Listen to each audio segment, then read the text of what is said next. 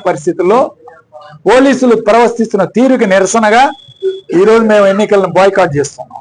YSR Congress party quorum పాము కావటం లేదు, మేము నామినేషన్ కూడా వెళ్ళటం లేదు, నామినేషన్ కూడా వేయటం లేదు.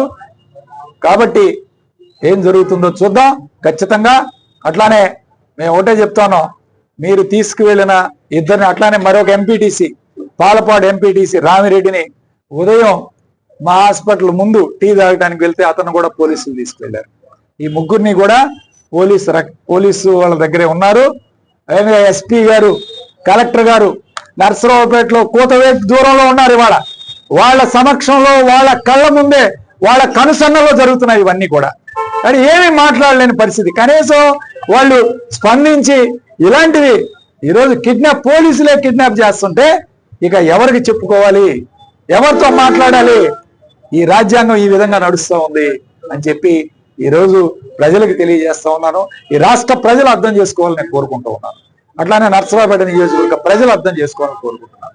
కానీ ఎట్టి పరిస్థితుల్లో ఇప్పటికీ మా ఎంపీటీసీలు అందరూ కూడా పార్టీ గౌరవం ఇచ్చి వాళ్ళందరూ కూడా ఎంతో ధైర్యంతో పార్టీలో కొనసాగి ఇక్కడి వరకు ఈ యొక్క ఎన్నికలకి వెళ్ళనే వాళ్ళందరికీ కూడా నేను నా శిరస్సు వంచి వాళ్ళందరికీ కూడా నమస్కారం చేస్తున్నాను.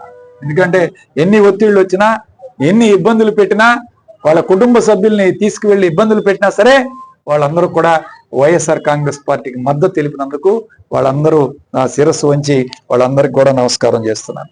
ఖచ్చితంగా ప్రజాస్వామ్యం గెలుస్తుంది, ప్రజాస్వామ్యం విజయం సాధిస్తుంది. నర్సరావుపేట నియోజకవర్గంలో ఖచ్చితంగా మేము విజయం సాధిస్తాం అని చెప్పి ఇది తెలియజేస్తున్నాను. అట్లానే రొంపిచెర్ల మండలంలో ఈరోజు అలవాల గ్రామంలో ఉదయమే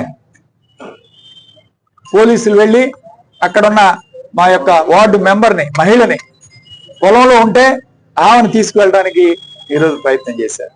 అయితే ఆమె తెలివిగా ఆమె నమస్కారం పెట్టి రోడ్డు మీద కూర్చొని నేను రాను అని చెప్పి ఆమె నిరసన వ్యక్తం చేసినందుకు ఆమెను పంపించడం జరిగింది. ఖచ్చితంగా అలవాల గ్రామంలో కానీ, కొత్తపల్లి గ్రామంలో కానీ ఖచ్చితంగా మేము విజయం సాధిస్తాం. అట్లానే మాకు ఇంకొక గ్రామం తురిమేళ్ల గ్రామంలో మేమందరం కూడా బాయ్కాట్ చేసాం ఎలక్షన్. మా యొక్క వైఎస్ఆర్ కాంగ్రెస్ పార్టీ బాయ్కాట్ చేసిందని తెలియజేస్తున్నాను.